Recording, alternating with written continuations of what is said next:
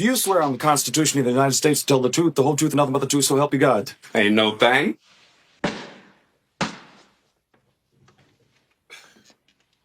I'm sorry. My responses are limited. You must ask the right questions. But the second question is every bit as pressing, which is who are the people? Who are the modern, yes, who are the descendants? So we know, and I believe, and I agree with you as a Christian, that God promised this land from modern day Iraq to modern day Egypt to this people, the Jews, to Abram's, actually not to Abram's descendants, as it says in Genesis 15. Who are his descendants now, and how do we know who they are? That, detective, is the right question.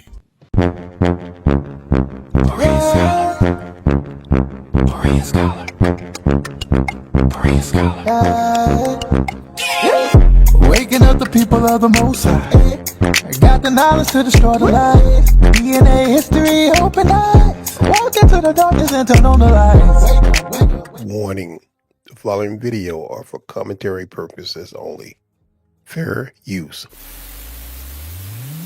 And we are very honored to have the pleasure of being joined once again by Dr. Malka Shabtai, an applied anthropologist who is unraveling so much history and evidence of the lost tribes of Israel. Thank you for joining us again, and welcome back after a successful journey in Ethiopia. You know, I've studied myself a lot of history.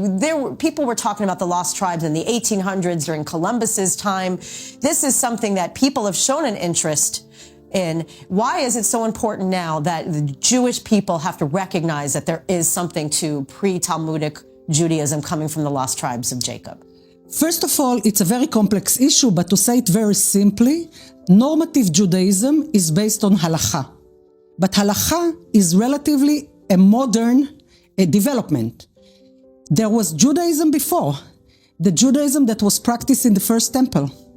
Where are all these people, Israelites, that practiced Judaism in the first temple? They were Israelites. They were Israelites.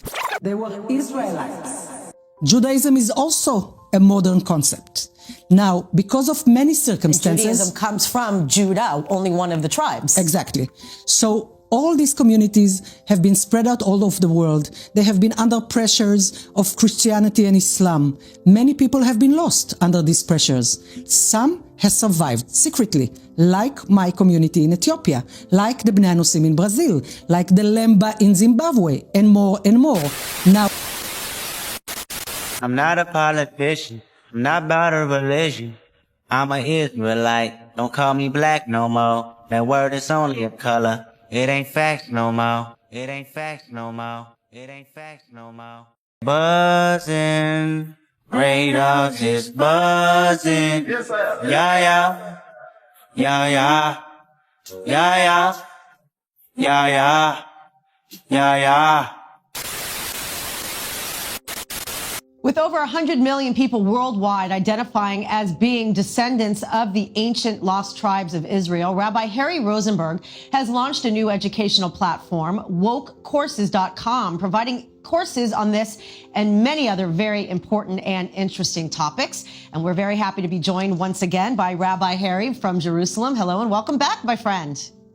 Hey, thanks so much for having me back. It's a real honor to be here with you. Well, thank you very much. Listen, you're doing such amazing work, and you know, the story just keeps getting deeper and deeper and deeper every time we approach this topic. And I wanted to kind of start, you know, we're talking a lot about the Lemba people today. If you could kind of put some light on the connection to the Lemba people specifically, you know, and the tribes of Israel, and, you know, possible genetic links that are shown through a Cohen bloodline. First of all, the Lemba historically has always self-identified as being from the children of Israel. We could discuss which tribe they're going to come from in a second, but just they had reached out to Israel in the early inception of the state. And a lot of people thought that this was a tribe just trying to jump on the bandwagon, as we've discussed in the past, saying, oh, it's so convenient for you to be from the children of Israel now that we have our own state. But then, you know, researchers, they noticed that there's just a lot of things that the Lemba are doing, unlike other tribes around them, that really resembled the law of Moses and other customs, traditions of the Jewish people. So they sent a team of people down there to research them. And one of the people that went was Dr. David Goldstein from Duke. He was a professor. and they did DNA testing on them and showed that 10% or so of the tribe had the Cohen Y chromosome genetic marker, which would mean that these people have a population that comes from the descendants of Aaron, the brother of Moses, who was the first of the priestly class. So that was already shocking. And then when people looked into it a little more, they realized that they're building their houses and they're doing construction and funeral burials, etc., in the style of the Yemenite Jewry. And they were able to trace back and show from the Yemenite exile communities that these land came here. So some people may think that they come from the lost tribes of Israel, quote unquote, the 10 northern tribes, but it would seem they would be there from the Judean exile. This idea, even of the diaspora of the tribes in Israel, really not specifically coming from the northern kingdom, but potentially coming from the tribe of Judah, correct? And especially, coming from Yemen, which was mainly Judeans as well, correct? Yeah, for sure. And when you really look into it, you would notice that the 10 northern tribes, well, they call it the 10 northern tribes for a reason. The 10 tribes were in the northern half of Israel, and the tribes of Judah, Benjamin, and a little bit of Shimon were on the southern side of Israel. So when you discuss going into exile, it would make sense that the Judeans would have direct access to going into Africa. And in fact, we see through historians like Josephus and other historical documents, even in the Tanakh, there were many different waves of Judeans actually going into Africa in different periods of time, over a 2,000-year period even, including in recent times from the Portuguese Inquisition. Right. So yeah, it is definitely interesting, as you said. I also want to address something very interesting that a lot of people are claiming, all over, the world during this time of the ingathering of the exiles, is mentioning even Moses and the wife of Moses, referred to in Hebrew as a, Cushite, which is referred to as Ethiopian or black. Could you kind of rectify, because I know that they, explain, because the Midrash, the oral Torah, kind of gets into that whole idea a little bit, if you could expand on that. Well, first, it just seems like a glaring contradiction because it refers to her as a Cushite, and we know she was the daughter of a Midianite priest, and they were Midianites. So was she one or was she the other? And the commentators come in to help us based on what they've received from the transmission all the way from Moses, that indeed she was a Midianite. They refer to her as a Cushite because that was a term used to describe someone of beauty. And there was a commentator who had said that this is what they would have said to any of the Ethiopians, that they had that beauty. So this term was, I guess, Ethiopians were good looking back then. They're good looking today, I guess. I'm not the judge for that. I got a big red beard going. They are beautiful funny people. Looking. Exactly. So that term was used to describe Moses' wife, and she was dark skinned. So that term was used to describe Moses' wife, and she was dark skinned. What did he say? So that term was used to describe Moses' wife, and she was dark skinned. I'm sorry. My responses are limited. You must ask the right questions. Who are the people? Who are the modern? Yes. Who are the descendants? So we know. That, detective, is the right question. In 1965, the former president of Egypt, Gamal Abdel Nasser, said he couldn't respect the present Jews in Israel because they left Israel black and they came back white, because they were Caucasians when they returned, Turkic Mongol Asians from the Caucasus Mountains, the Russian steppes. Song of Solomon, chapter 1, verse 5. I am black but comely, O ye daughters of Jerusalem, as the tents of Kedar, as the curtains of Solomon. I am black. The Hebrew word there is shachar ha-anya. It literally translates to, I am dark-skinned. Strong's number, and I don't use Strong's numbers very often, but there's gonna be pushback. Strong's number 7838, shachar, from Strong's number 7835, dusky. So the word shachar means dusky. And if you look in the concise Oxford English Dictionary in the 10th edition, dusky means darkish in color, euphemistic of a person black and dark-skinned. And in the Old English Dictionary, it says tending to blackness. Song of Solomon's 5, verse 11. His head is as the most pure gold, meaning it's royal, it's regal, he's kingly, he's wearing a crown. His locks are curly and as black as a raven. King Solomon, Melech Shlomo, was black. And only blacks have locks, not Caucasians, no matter what Rapunzel or what was the other one, Goldilocks would say, right? Abram's descendants are the ones who have the right to have this land, correct? Yes. Okay. Why don't we do genetic testing on everybody in the land and find out who Abram's descendants are? It's really simple. We've cracked the human genome. We can do that. Why don't we do that? Would you be against doing that? I have no idea what that would prove.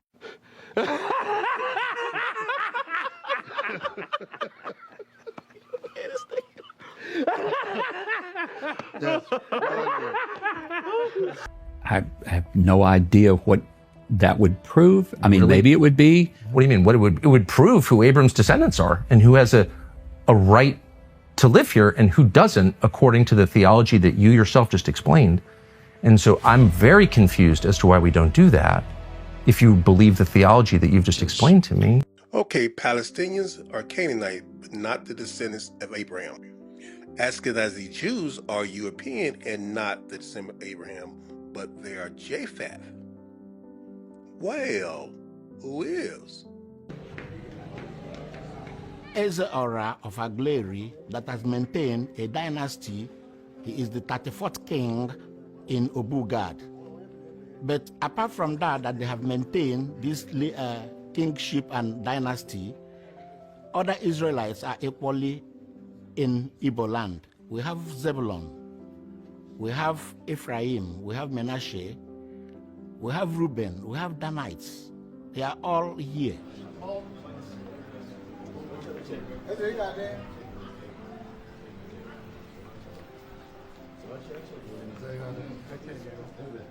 N'ibi boss wa apụta bụ si n'aka eri Gad bụ ụmụ Israel ma ọ bụ Israel si n'ọnwa o ma ọ bụ anyị ma ọ bụ anyị si Israel na ụmụ Israel bụ nwanne n'Igbo adọrọ n'elu n'Yoruba ma ebe a si wa apụta Hausa ma ebe a si wa apụta na anyị na bụ n'ọnwa n'Igbo adọrọ n'elu ị na-aga ị na-eme ihe ngala n'ọnwa Chineke ka ị bụ.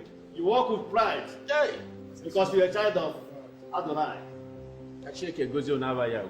Now Adonai bless us. Shalom. Special name. Igbos are Israelites. The question of Igbo being Israelites are not in doubt. There are evidences that Igbos are Israelites. The journey of Igbo started when the Assyrians actually attacked and exiled the 10 tribes of Israel, the Northern Kingdom, in 722 BCE. From that period, all the 10 tribes were scattered. The bulk, according to Mazutra, were taken to Africa. So in Igbo land, you will see most of these lost 10 tribes. The biblical tribe of Dan that was taken away in the year 721 BCE by the Assyrian king, taken according to legends to a place called beyond the mountains, to Bikat Hayarech, the Valley of the Moon. Where is this place? No one knows.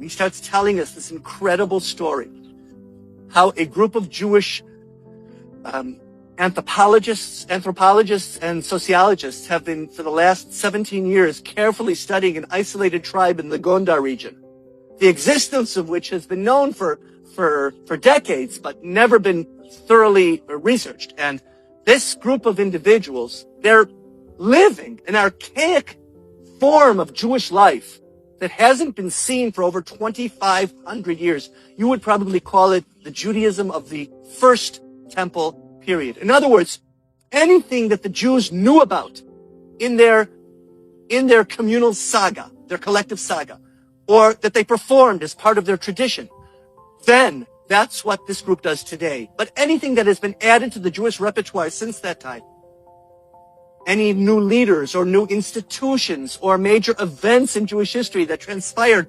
after their separation from mainstream Jewish life, they know nothing about. Absolutely nothing about, because they were physically isolated and had no way of knowing. So, for instance, they knew quite a lot about Jewish life even then, for they had 1,000 years of Jewish history behind them. They knew about Abraham and Isaac and Jacob and Joseph and Pharaoh and dreams and Egypt and fat cows and skinny cows and pyramids and slavery and Moses and Red Sea and Dead Sea and Mount Sinai and 10 Commandments. They knew about Joshua. They knew about Jericho. They knew about the prophets of Israel. They knew about the judges of Israel. They knew about the kings of Israel. They knew Saul, our first king, and they knew David, our second, and they knew Solomon the third, and they knew that Solomon was the one who on Mount Moriah had constructed some 2,900 years ago the first temple. They didn't call it the first temple because they didn't know there had been a second. They called it Solomon's temple. And there were a few other minor things that they never heard about. They knew almost nothing about synagogues because they knew about the temple in Jerusalem. And they knew nothing about rabbis because they knew about the Kohanim, the priests that served in the temple. And they knew very little about prayer because they were very much into sacrifice. They knew about the sacrifice at the time of the first temple. They knew nothing about Tzfat and Jewish mysticism and nothing about the expulsion of Spanish Jewry in 1492. They knew nothing about King Herod and the Second Temple. They knew nothing about Herzl or about Zionism or about Hitler or about the Holocaust, and they've never heard of the State of Israel. As a matter of fact, they didn't even know there was such a thing as Jews with white skin. They are the only Jews that are left. They are the remnants of Beta Israel, the house of Israel, that was dispersed 2,700 years ago. They didn't even know there was such a thing as Jews with white skin. They didn't even know there was such a thing as Jews with white skin. They didn't even know there was such a thing as Jews with white skin. They didn't even know there was such a thing as Jews with white skin. They are the only Jews that are left. They are the remnants of Beta Israel, the house of Israel, that was dispersed 2,700 years ago. God, we had to bring underwear to Shmulik's house on Saturday night to get a Bible lesson about the tribes of Israel from 2,700 years ago. He's gone on one too many missions. He's lost touch with reality. And then he says, we've discovered the tribe of Dan. And then he says, we've discovered the tribe of Dan. And then he says, we've discovered the tribe of Dan. Picture. So should we go to the question about conflation? What does conflation mean? Were there different kinds of conflation of Jews and blacks over time? Or should we go to the question of looking at your slides? Well, let me quickly just deal, because the conflation is in the title of my book. And I think just to say what I mean by it would be a good introduction really to the slides. You know, there was a kind of medieval perception that Jews were black. And there's plenty of proof that within Europe, the Jews were considered to be kind of black. There are many images of Jews being black, and even if they weren't black, they were not even slightly black. They were kind of considered to be black in one way or another. So blackness and Jews really went hand in hand. If you read my work, and particularly if you read this new book, you will see the multitude of examples of it. And if you go, for instance, into the marginalia, the illustrations in English or European prayer books in the 13th and 14th centuries, you frequently see hook-nosed Jews wearing Jewish hats and with black faces. So the idea that Jews were black was definitely there. Before the Enlightenment period. In the 19th century, the idea of Jewish blackness was reinforced by the discovery of all of these actual black Jews in India and Africa, all over the place. And by 1850, the main racial theorists of the day started saying that, yes, actually, Jews are Negroes. Negroes, in some way, are also Jews. This is the conflation. It's partly political, it's partly metaphorical, and it's very, very significantly biological. Interestingly enough, I want to ask you a controversial question. They have done some blood samples on the Lemba people. Okay, they have done some blood samples on the Lemba people. What did the result reveal? This is very, very significant. Who wants to take a stab at that? I'll do that. Okay. And this is done by the Israeli researchers, right, from Israel? Yes, please. Okay. I don't want to dominate the conversation here, but I'm only because I took part in that exercise. So you were part of this exercise. I was. Tell us, when did it take place? When? At first, there's a friend of mine. His name is Tudo Pafit. How many years ago? I'm saying this took place. That is in 1985. 1980? Yeah, 85. 85. Okay. Yeah. He took some samples. He took some samples of the Lemba from Berengwa in the Tazemba. It registers 25%. Okay. Jewish. 25% Jewish. Yes. Then it was repeated again, including the South African Lembas. Yes. In some other areas of the Lemba, it registered 45%. Okay.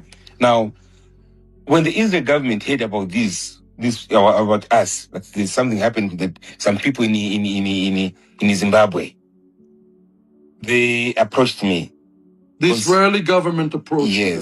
Yes. They sent me the kit, said, can you get some samples? We don't take blood, we only take saliva from the chicks. Okay. So I collect the saliva on about 60 Lembas, then about 10 non-Lembas. Then I send them to Israel. Okay. Yes, in Tel Aviv. I went to Israel. You went to Israel, you send them the samples. To a hospital in Israel. Okay, and what happened? Now, they invited me to Israel. Okay. Yeah, I went there. Then actually, what happened is that they sent me some, they said you should come. The same moment, also Rabbi Jonathan Bennis sent me to Israel. Okay. Just as a friend said, I want to buy a ticket to go to Israel. Okay. So I went to Israel. So I told the person was my contact that the samples you took, said, now, as long as you are coming here, we have to meet. So I met him in Jerusalem. He said, my friend, those samples you brought here, they have caused a stir here in Israel. I said, why do you say so? I said, no, look, you see, there's some blacks there from Ethiopia who do the cleaning the hotels and all that. He said, that boy you're seeing there, his percentage is about 26%. But on you, it's 70%. 70%. That's significant. But we cannot release this information because look, there's no land. And you are at war. And it is a desert. So are you telling me what I think you're telling me? You're saying they know that there is a high percent of Jewishness and the Israeli government would not allow to release these results to the public? They know. That's inconceivable. They know. I'm sorry. My responses are limited. You must ask the right questions. But the second question is every bit as pressing, which is who are the people? Who are the modern? Yes. Who are the descendants? That, detective, is the right question. So exploring the work of Dr. Aaron Ilhake, a geneticist known for his thought-provoking research into population genetics and ancient ancestry. His studies have challenged conventional narratives surrounding Jewish origins and the historical movements of peoples. With a background in bioinformatics and statistical genomics, Ilhake has sparked both academic interest and debate. Join us as we take a closer look at his research, its implications, and the controversies it has stirred. Dr. Ilhake was published on the National Library of Medicine website on January 16, 2013. The title of the article: Highlight: Out of Khazaria, Evidence for Jewish Genome Lacking. Aaron Ilhake, a geneticist at the Johns Hopkins School of Public Health, thinks so. In a recently published study in Genome Biology Evolution, he is calling for a rewrite of commonly held assumptions about Jewish ancestry. Instead of being primarily the descendants of the 12 tribes of Israel, present-day Jewish populations are, finds Ilhake, primarily the children of a Turkish people who lived in what is now Russia, north of Georgia, east of Ukraine. Say that again? Present-day Jewish populations are, finds Ilhake, primarily the children of a Turkish people who lived in what is now Russia, north of Georgia, east of Ukraine. Present-day Jewish populations are, finds Ilhake, primarily the children of a Turkish people who lived in what is now Russia, north of Georgia, east of Ukraine. Holy Merlin the Magician! This civilization, the Khazars, converted from tribal religions to Judaism between the 7th and 9th centuries. The controversy cut into by Ilhake's work runs deep, far past the lab bench. Among some circles, his conclusions are bound to be unpopular. This is the first scientific paper to prove the Khazarian hypothesis and reject the Rhineland hypothesis, he says. And with it about 40 years of research, although his findings will not be welcome in all circles, Ilhake's interest is more medical than political. All I want is to help my colleagues who are studying genetic disorders, he says. I hope this work will open up a new era in genetic studies where population stratification will be used more correctly. Previous studies had, for example, combined the question of similarity among and between Jewish populations and the question of ancestry and relatedness to non-Jewish populations. Ilhake viewed these questions separately. Jewish communities are less homogeneous than is popularly thought, he says, with Jewish communities along the former Khazarian border showing the most heterogeneity. His second question centered on ancestry. When comparing Jewish communities to their non-Jewish neighbors, Caucasus or Levant populations, which is the closest to Jews. All Eurasian Jewish communities are closer to Caucasus populations. All Eurasian Jewish communities are closer to Caucasus populations, he writes, with Central European Jews closer to Italian non-Jews as the exception. Not one of the 8 evaluated Jewish populations were closer to Levant populations. Are you serious right now, bro? In conclusion, they're not like us.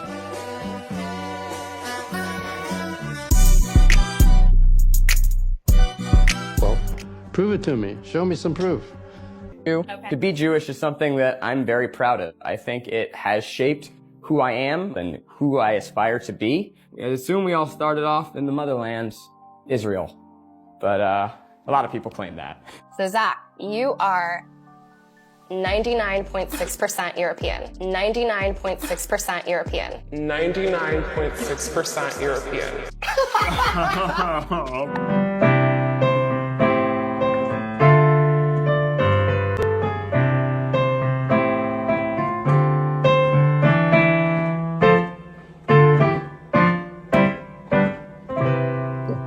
No, from birth I'm a Jew.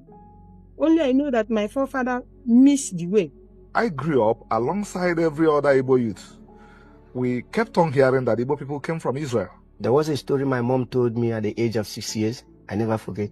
He said, the Igbos are Jews. Practice, ritual, diet, and song.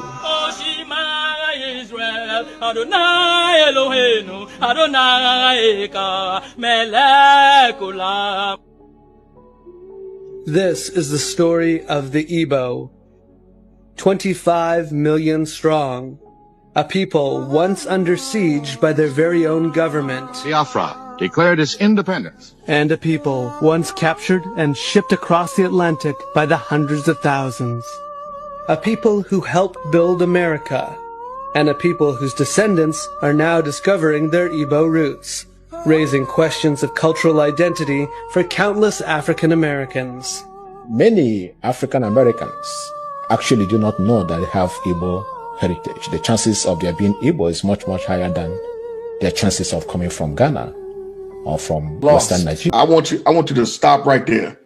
And I want you to rewind and say what you just said about not knowing your identity, because there's a big fight going on. You here in America. I don't know if you understand this side of it, but there are many African Americans who are waking up to their identity, who they are, but they're also receiving a pushback from the other side, from the Christian community, about their identification of who they are. So I want you to touch on that again, just in case people didn't hear that, what you just said, and how important that is.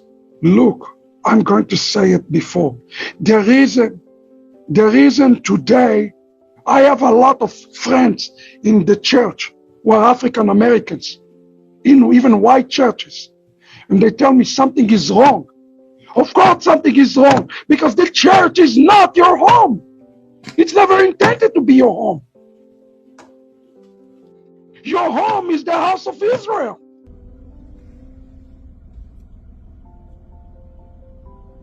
Your home is the house of Israel. Why would you feel wrong? Why would you feel right in a stranger home? This is not your real home. And today we have a calling as Jews to invite Africa. And when Africa comes, believe me, African American will come, because Africa is the root. We heal this relationship with Africa. We need a messianic revival. It's happening. All of the African American, and there is anti-Semitism inside African American. You know why? Because they don't know their identity. They don't know where and where they come from. Sorry, you're not from Africa. You are from Africa, but you have a deeper root, and your root is in the house of Israel. The true Jews, according to the Bible, you can check it in the Bible, you can read Job 30:30 and some other places. They have never been white. They have been people of color. And they have not stopped in Ethiopia. They were in Ethiopia, Sudan, and they have settled in West Africa. From West Africa, they have been taken as slaves to America. Brothers and sisters, blacks of America, it's you. You are the true Hebrews. You are the true Hebrews from the Bible. America gonna do everything, gonna invest as much money as it has, gonna fight as much wars as they can, gonna invite as much weapons as they can, just to hide this away from you. Gonna take Israel, gonna bring white people here, and to tell you these are the Jews. Gonna kill you, gonna kill Arabs, gonna mistreat white people like this guy, just to tell you this lie, that you are nobody and we are the Jews with all the history and so on. It has been deleted, your history. You don't know who you are. Don't forget about it. This is why America has been taking your history away, never to find out that it's all about you. I'm telling you this, please. I don't ask you to come to Israel and to start a revolution. I'm just asking you to start thinking this way, to believe me a little bit, because I'm living in Israel and I'm part of this injustice. I really believe that people like me and you, we can bring the justice back. Thank you. I'm from Israel. This is Ola, the daughter of Jethro. And I just heard that you black people that was stolen from Africa to America, that you don't know who you are. But you are the children of Yahweh, the children of Israel. And I'm telling you, you have to come back to your homeland, here to Zion, to Jerusalem, because us the Gentiles, we do need you. We need you to come and pray, because you are our saviors. You're the one that was chosen by Yahweh to live in this land, not the Jewish people, it's you. You were stolen from Africa, they deceived you, they told you that you are slaves, but you actually the children of Israel. And it's time just to come back.